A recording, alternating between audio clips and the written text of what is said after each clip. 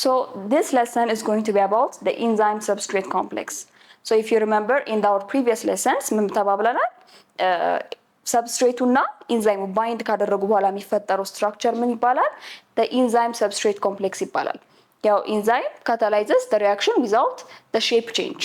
መጀመሪያ ላይ ስለ ካራክተሪስቲክስ ስለ ፈንክሽኖቻቸው ስናወራ ሌሎች ኬሚካል ሪአክሽኖችን ካታላይዝ ያደርጉ ራሳቸው አይቀየሩም። only specific substrate fits the active site። ይሄኛውን ደግሞ በስፔሲፊሲቲ ካራክተሪስቲኮቻቸው ላይ አይተናል። ሶ መጀመሪያ the enzyme substrate complex ስንት አይነት ታይፖች አሉት የሚለውን እኔ የመጀመሪያው ሎክ ኤንድ ኪ ሞዴል የሚባለው ነው።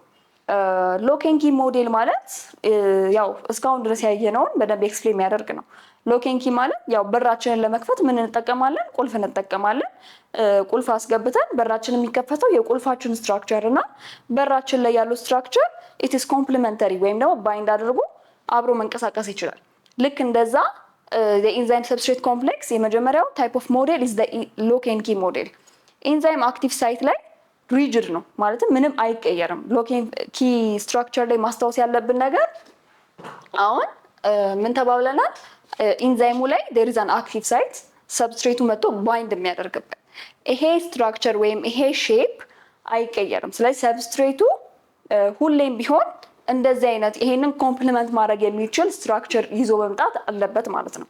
ስለዚህ one of the main defining characteristics of the lock and key model ምንድነው? ሪጅድ ነው። ኢንዛይሙም እንደዚህ ነው፣ ሰብስትሬቱም ይሄንን መቅጠም የሚችል መሆን አለበት እንጂ የተለየ የሆነ ሰብስትሬት ቢመጣ ይሄ ኢንዛይም ጋር ባይንድ ሊያደርግ ወይም ደግሞ ኢንዛይም ሰብስትሬት ኮምፕሌክስ ፎርም ሊያደርግ አይችልም ማለት ነው። የሁለተኛው ላይ ደግሞ the induced fit ሞዴል የምንለው ነው። እዚህኛው ላይ አክቲቭ ሳይቱ ከሰብስትሬቱ ጋር ፊት ለማድረግ ሼፑን መቀየር ከቻለ it's known as induced fit ማለትም ከሰብስትሬት ኮምፕሌክሱን ለመፍጠር ሲል አክቲቭ ሳይቱ አልተርድ ሲሆን ሲቀየር ማለት ነው፣ አድጀስት ያደርጋል። ይሄኛው ደግሞ it's actually a better እና ያው ኢንዛይሞችን ካታላይዝ ለማድረግ ሪጅድ ከሚሆን አክቲቭ ሳይቱ ቢቀየርና ብዙ ኢንዛይም ሪአክሽኖችን ወይም ደግሞ ኬሚካል ሪአክሽኖችን ካታላይዝ ብናደርግ ስለምንመርጥ this is the more preferred one ማለት ነው።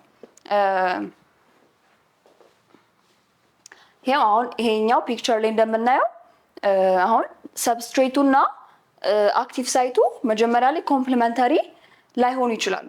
ከዛ በኋላ ግን through time the active site ያንን አኮሞዴት ለማድረግ ሼፑን ስላይትሊ ቼንጅ እያደረገው ይመጣል። በዛም ምክንያት ደግሞ ኬሚካል ሪአክሽናችንን ካታላይዝ ማድረግ እንችላለን ማለት ነው። the other is the enzymatic transition state የምንለው ነው።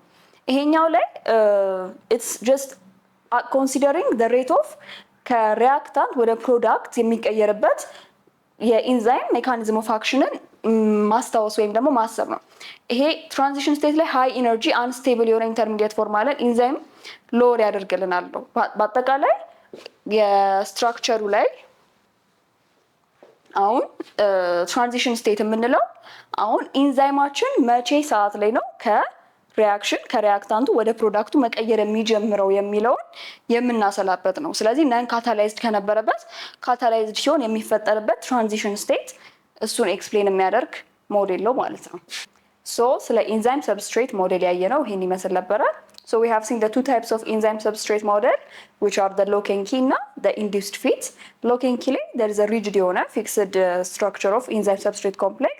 On the other hand ግን induced fit model ላይ active ሳይቱ ለሰብስትሬቱ ሼፑን ይቀይራል። So that's the preferred model. ሌላም ደግሞ transition state የሚባለውን የኢንዛይም ሰብስትሬት ኮምፕሌክስ እንዴት ከነን ካታላይዝድ የሆነ ሪአክሽን ወደ ካታላይዝድ የሆነ ሪአክሽን ወይም ደግሞ ከሪአክታንቱ ወደ ፕሮዳክቱ እንደሚቀይረው አይተናል ማለት ነው። So this is the end of this lesson. ቀጣዩ ሌሰናችን የሚሆነው ኢንዛይም ሬጉሌሽን ነው። Till then, bye.